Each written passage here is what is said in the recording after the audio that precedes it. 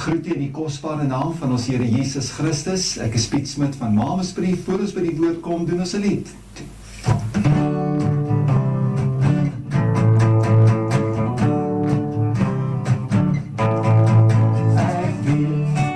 Ek weet verseker, daar is niks in die lewe, geen doodsche magte, geen doodgewende, wat my kan skei van die liefde van die Here.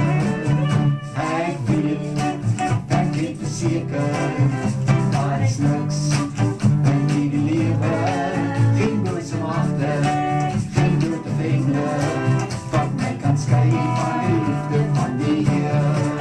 As God dan vir my is, wie sal my kan teenstaan, om nog beskuldigings teen my in te bring? En as die Vader my in Christus vrygespreek het, wie sal hom kan keer as hy besluit om my te seën? Ek weet verseker, daar is niks in die lewe, geen doodsche magte, geen doodgewende, wat my kan skei van die liefde van die Here. Ek weet verseker, daar is niks in die lewe, geen doodsche magte, geen doodgewende, wat my kan skei van die liefde van die Here. As God dan vir my is, wie sal my kan teenstaan, om nog beskuldigings teen my in te bring? En as die Vader my in Christus vrygespreek het, wie sal hom kan keer as hy besluit om my te seën? Ek weet verseker, daar is niks in die lewe, geen doodsche magte, geen doodgewende, wat my kan skei van die liefde van die Here. Wat my kan skei van die liefde van die Here. Wat my kan skei van die liefde van die Here.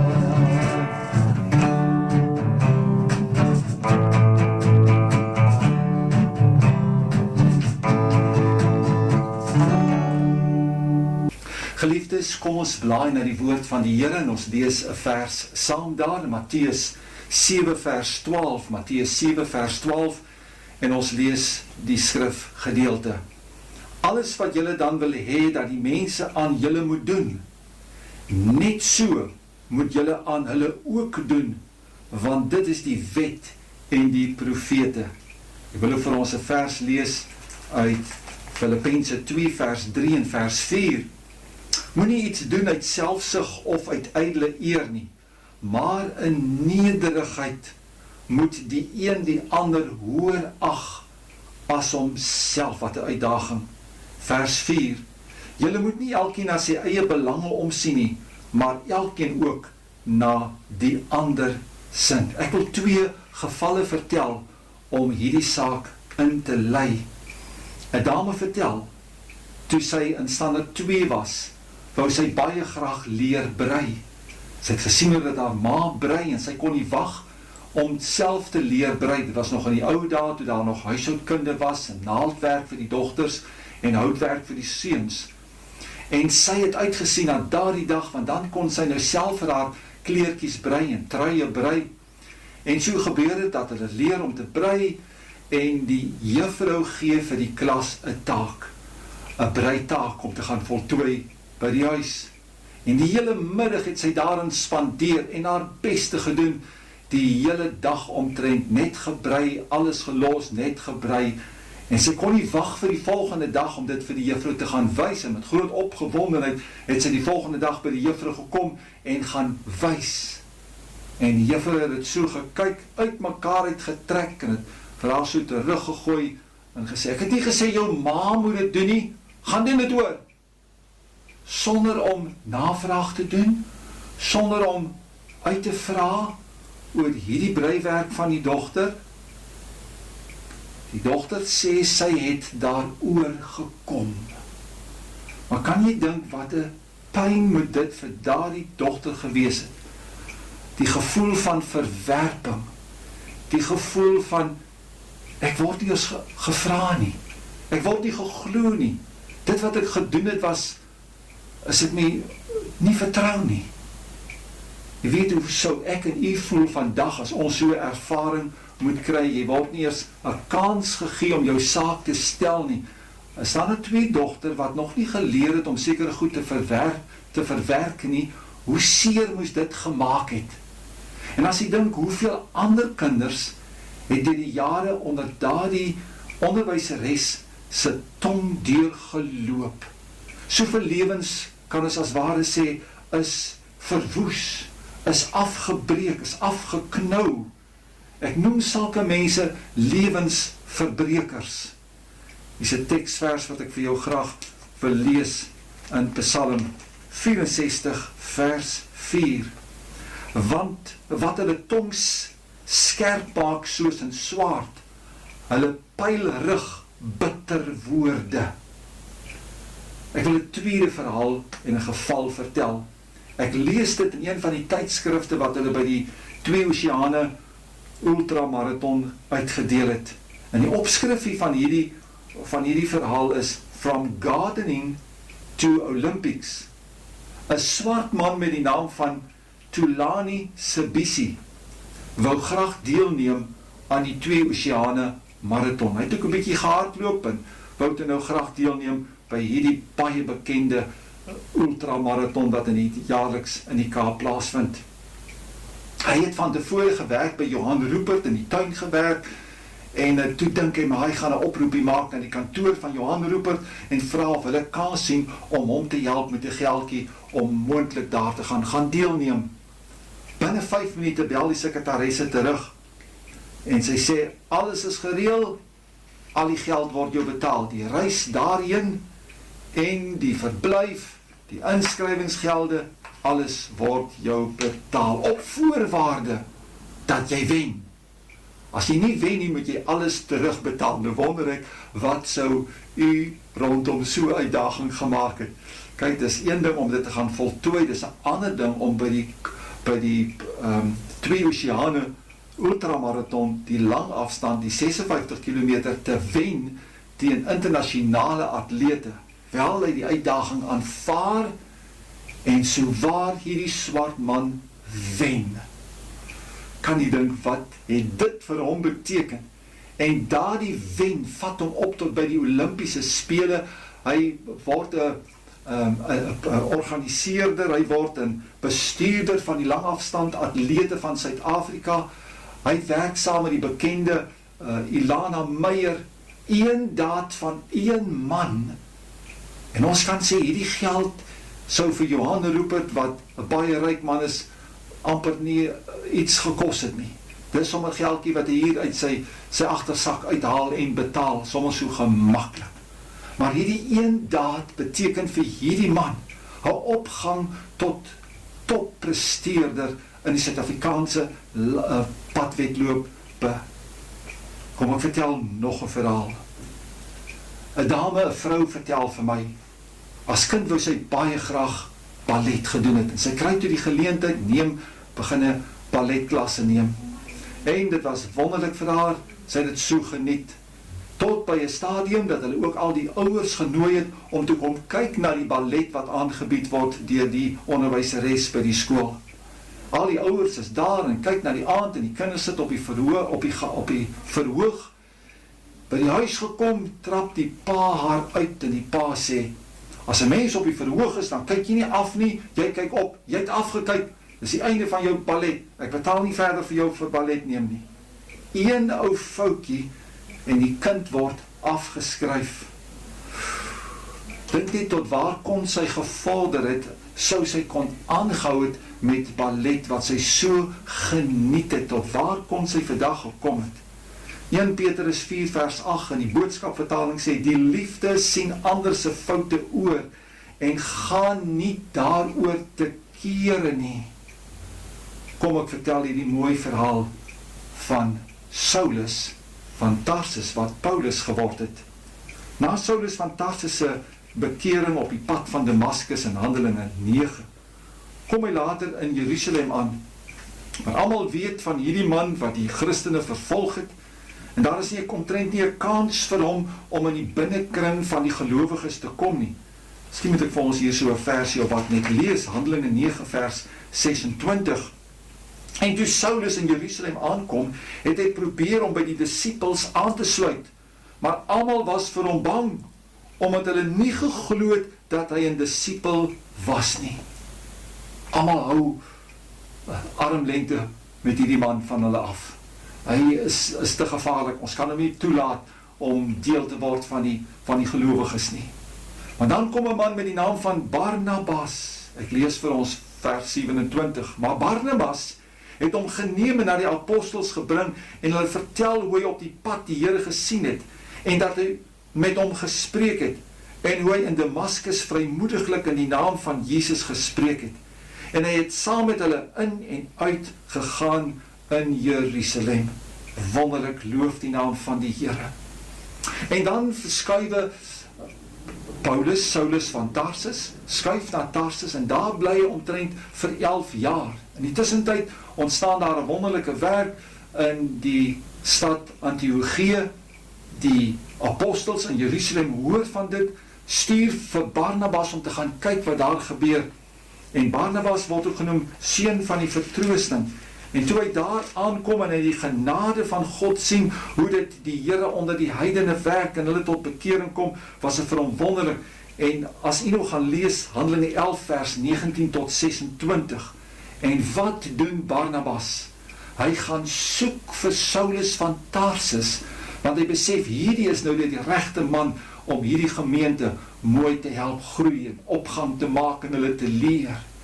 En Barnabas gaan haal vir Saulus van Tarsus en hy bring vir hom in om saam te bedien in hierdie gemeente van Antiochië.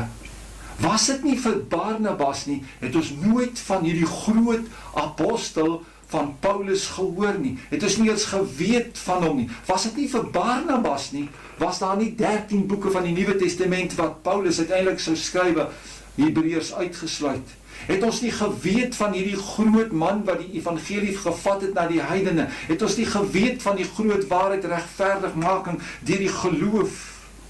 Ons weet baie van Paulus, min van Barnabas. Wie wat dalk na hierdie verhaal nou hier luister, het dalk nog nie eens gelees van Barnabas nie.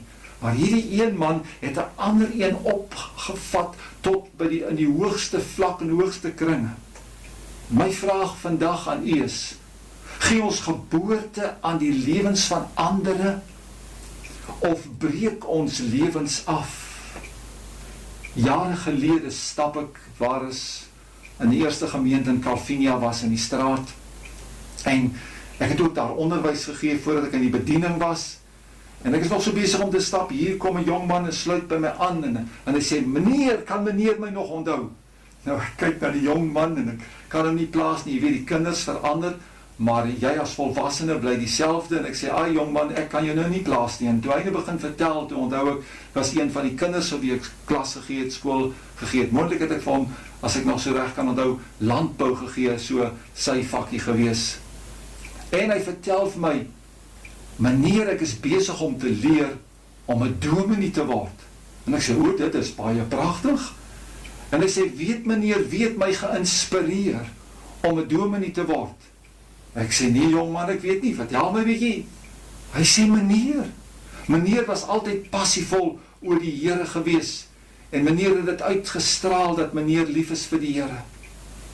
Nou dink 'n mens oor dit, jy was onbewus selfs daarvan, en 'n mens kan net met nederigheid sê, dankie Here, dat ek 'n positiewe invloed op iemand se lewe gehad het. En as 'n mens dink, dat soos wat Barnabas Paulus opgewek het, het ek op 'n manier 'n bydrae gelewer om hierdie prediker op te wek, en hy het miskien groot hoogtes bereik, en is nog steeds besig om te preek en lewens te verander. En u het ook die potensiaal om ander mense se lewens ten goeie te verander, en lewens op te bou, en lewens te wek, beroepe te wek in ander mense se lewens. Mag God my en jou help, dat ons altyd die beste voet sal voorsit, ter wille van die werk en die saak van die Here. En soms kos dit so min. 'n Dominee vertel vir ons by opleiding, terwyl ons by die CAD opleiding ondergaan het, CAD wat staan vir Christelike Afhanklikheidsdiens, en dit gaan oor substansverslawing, En die dominee van Rooi van Toevlug in Woester vertel hoe dit by een van die geleenthede was daar 'n oomie gewees wat hier uit my dorpse geweste, uit Mamaspree uitkom, en die oomie het nooit geleer lees of skryf nie. Terwyl die klomp daar lesing het en hulle geonderrig word aangaande dwelmverslawing en verlossing rondom dit en tegnieke om vry te kom en vry te bly, verstaan die oomie niks nie en sit hy daar eenkant onder 'n boom en hy woon weinig van die lesings by.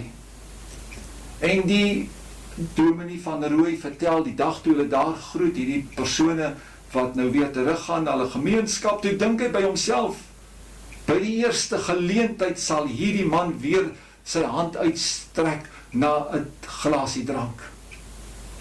Tyd daarna, toe moet hy weer hier in my omgewing kom besoek by een van die klein groepies wat substansverslaafdes hanteer, en hy doen 'n bietjie navraag en hy kom by die voorsitter uit en hier staan die oom. Hy sê, oom, ek het nie verwag jy so vorder tot die voorsitter van die klein groep hier nie.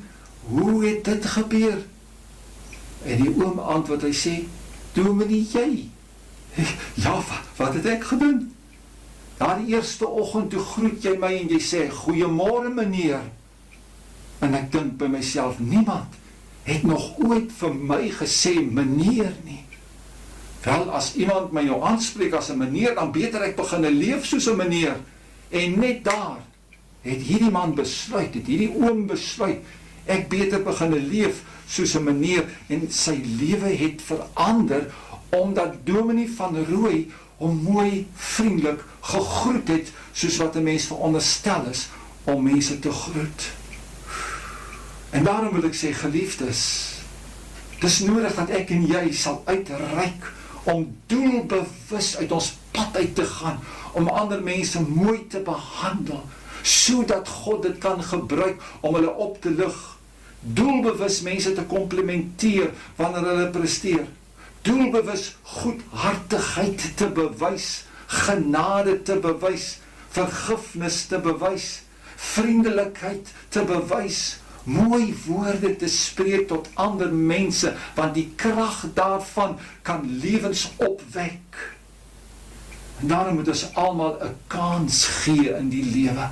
Ek dink terug oor my jare van bediening en die orkes en hoe baie ek vir kinders geleentheid op die verhoog gegee het, wat ander mense nie vir 'n kans sou gegee het nie. Ek dink aan dromspelers. Jy weet, dromspelers, hulle gaan almal, as hulle begin speel, gaan almal al vinniger. En wat 'n frustrasie is om saam met iemand te speel op die dromstel, hy gaan net al vinniger. Maar ek het hulle kans en geleentheid gegee, en ek kan dink aan 2 name, wat vandag top dromspelers in die kerk is, en 'n aanwins is vir daardie gemeente. Halleluja. En waarom kan ons ander mense 'n kans gee? Omdat God se liefde gee aan my 'n kans. Romeine 5 vers 8 sê juist dat God het my kom opsoek toe ek nog 'n sondaar was. Hy sê God bewys sy liefde tot ons daarin dat Christus vir ons gesterf het toe ons nog sondaars was. Christus het duur betaal vir my en vir jou op die kruishout. En daarom moet ons uit ons pad uitgaan om vir ander 'n kans te gee dat hulle ook opgang kan maak in die lewe. Wanneer jy getuig teenoor iemand, is jy eintlik besig om iemand 'n kans te gee. Wanneer ek iemand kerk toe of na 'n diens toe nooi, is ek eintlik besig om hom 'n wonderlike kans te gee.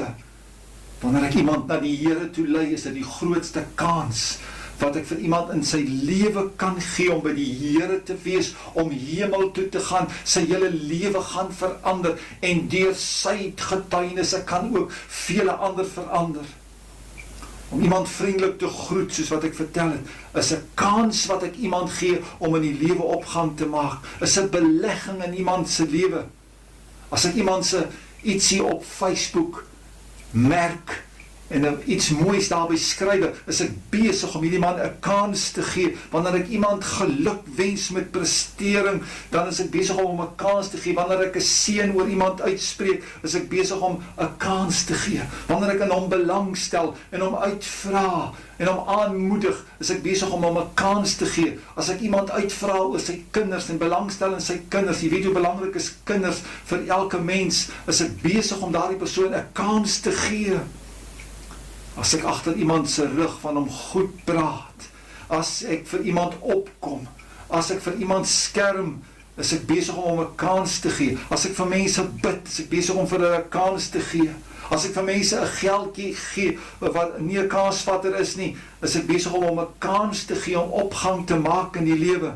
As ek iemand aanmoedig en bemoedig, as ek stil bly en spesiaal luister na iemand dat hy ook praat, is ek besig om hom 'n kans te gee. As ek my samewerking gee, is ek besig om hom 'n kans te gee. Ek moet hierdie mooi vers vir jou lees in Spreuke 11 vers 17. As die woord van die Here sê, 'n man wat 'n weldaad bewys, doen goed aan sy eie siel. Op die ou en kom dit eenvoudig net weer terug na jouself toe, want dis wat die Bybel sê, Galasiërs 6 vers 7, wat ons saai, gaan ons maai, vers 24, daar is een wat ruim uitdeel en nog meer kry, en een wat terughou, meer as wat reg is, maar tot sy gebrek, vers 25, die siel wat seën, word versadig, en hy wat laaf, word self ook gelaaf. Op die ou end, wanneer jy goed doen aan ander, en geboorte skenk aan ander se lewens en bedieninge, kom dit op die ou end net weer ook terug na jouself. En ek wil vandag vir jou seën, en ek wil Deuteronomium spreek oor elkeen wat nou luister. Deuteronomium 28 vers 1 sê, as jy dan goed luister na die stem van die Here jou God om sorgvuldig te hou al sy gebooie wat ek jou vandag beveel, dan sal die Here jou God jou die hoogste stel bo al die nasies van die aarde, en al hierdie seëninge sal oor jou kom en jou inhaal, as jy luister na die stem van die Here jou God. U wat nou na my luister, hoor hierdie seëninge wat oor jou kom, wanneer jy hierdie voorwaardes nakom, en na die stem van die Here, God sal jou ryklik seën. Geseënd sal jy wees in die stad, en geseënd sal jy wees in die veld. Geseënd sal wees die vrug van jou liggaam, en die vrugte van jou land, en die vrugte van jou vee, die aanteel van jou beeste, en die aanteel van jou kleinvee. Geseënd sal wees jou mandjie en jou bakskottel. Geseënd sal jy wees by jou ingang, en geseënd sal jy wees by jou uitgang. Die Here sal maak dat jou vyande wat teen jou opstaan, voor jou verslaan word. Op een pad sal hulle teen jou uittrek, en op 7 paaie voor jou uitvlug. Hulle sal so vlug dat een pad te nou sal wees vir almal, en hulle sal moet versprei op verskillende paaie, vers 8. Die Here sal die seën oor jou gebied, in jou skure, en in alles waar jy jou hand aan slaan, en hy sal jou seën in die land, wat die Here jou God jou sal gee. Loof sy wondername. Ek wil hê dat ons eers luister na 'n lied. Dit gaan jou help om by die Here uit te kom as jy nie by die Here is nie.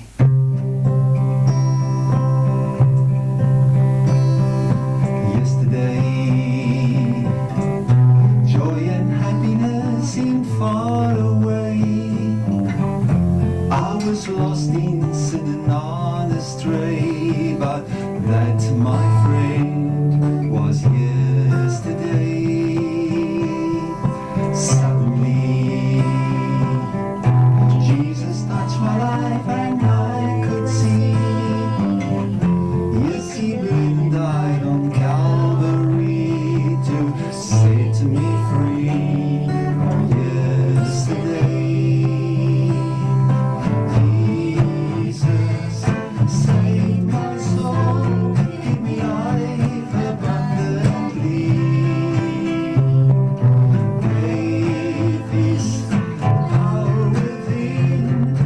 Satan's victory.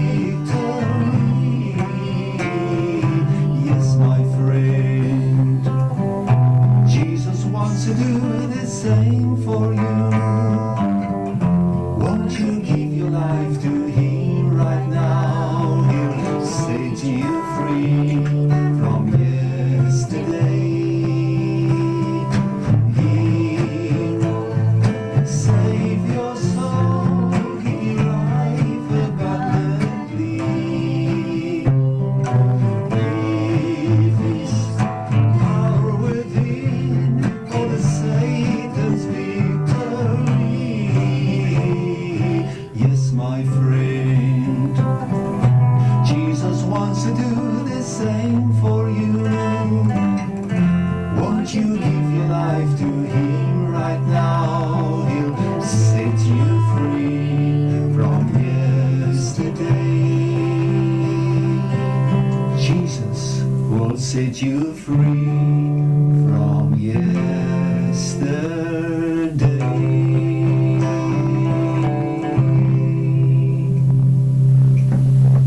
Ons het gehoor dat ons moet 'n kans gee vir ander.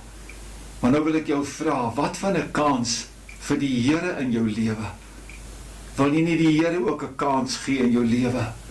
As jy nog nooit die Here in jou lewe ingenooi het, aangeneem het nie, nog nooit jou keuse bepaal het op Jesus Christus as jou redder, jou saligmaker, verlosser, as die een wat vir jou gesterf het, as die een wat vir jou die prys betaal het, die een wat deur sy bloed jou losgekoop het, wil ek jou vandag vra, wil jy nie ook die Here nou 'n kans gee in jou lewe? Ek lees in Jeremia hoofstuk 18, hoe dat die Here vir Jeremia sê, gaan daar na die huis van die pottebakker, en daar sal ek met jou spreek. En toe hy daar aankom, sien hy hoe dat die pottebakker juist besig is om 'n voorwerp te maak op die skywe wat draai, en dan misluk die voorwerp, en dan let Jeremia op na hierdie wat voor sy oë afspeel. In plaas daarvan dat daardie stuk klei weggegooi word, vorm die pottebakker dit weer bymekaar, maak 'n ander voorwerp, sit dit weer op die skywe, werk dit perfek mooi af. En as jy dalk voel, jy het misluk in die lewe, jy het die Here eens op 'n tyd gedien, maar volg hom nie meer na nie, jy het uitgesak, jy is soos daardie mislukte voorwerp, weet jy, hier is die wonderlike boodskap, God gooi jou nie weg nie, maar as jy vandag jou lewe weer in sy hand kom plaas, dan vorm die Here jou weer mooi, soos wat daardie pottebakker gedoen het, met daardie klei wat misluk het, en die Here vorm 'n ander voorwerp, 'n beter voorwerp, om daaruit 'n suksesvolle werkstuk te maak.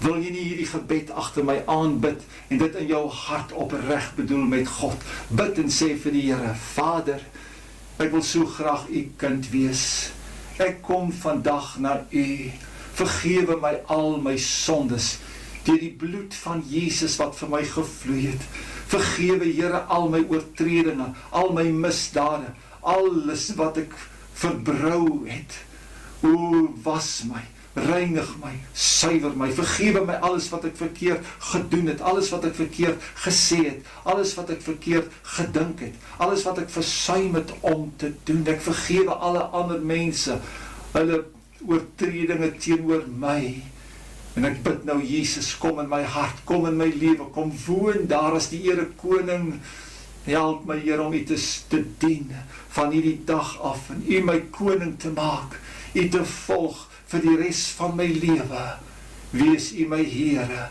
en ek dank u Here, ek glo u, ek prys u wonderlike naam, ek dank u Vader in Jesus naam, Amen. My life is in you, Lord, my strength is in you, Lord, my hope is in you, Lord, in you, in you. My life is in you, Lord, my strength is in you, Lord, my hope is in you, Lord, in you, in you. I'll praise you with all of my life. I'll praise you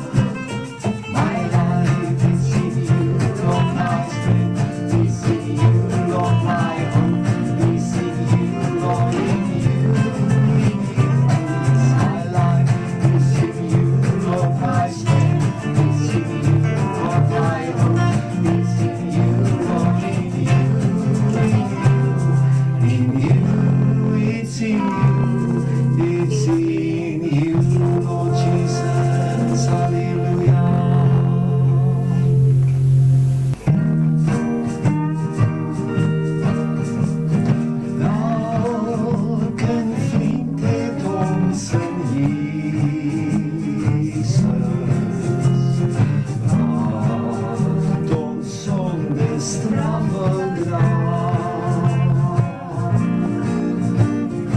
Maar een voorrecht dat ons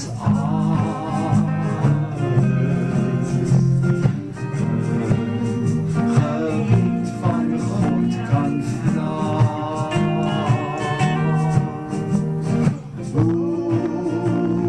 dikwijls mis ons vrede, as daar pyn en kommer kwam.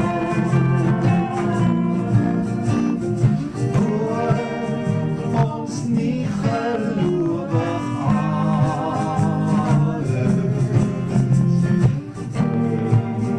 gebied aan God vertel. Ons beproevings en versoekings, wat ons moeilikheid mag wees, kan ons altyd maar vrymoedig tot ons God bring sonder vrees. Trouwe vriend was nooit gewees nie, en ons droefheid neem hy deel. As ons swakheid en gebreke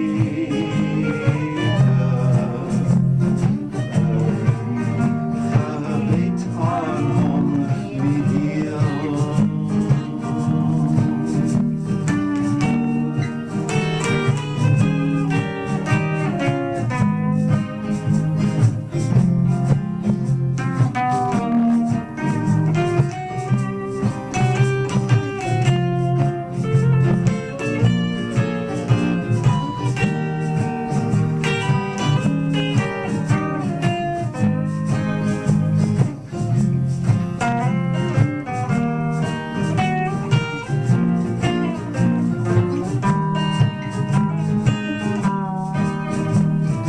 As ons sonder zorge begaan, en ons laste word te zwaar, is ons toevlug maar tot Jesus, ons gebed verhoor hy daar. Als ons vriende ons verlaat het, dra ons op aan die Heer. En sy arms is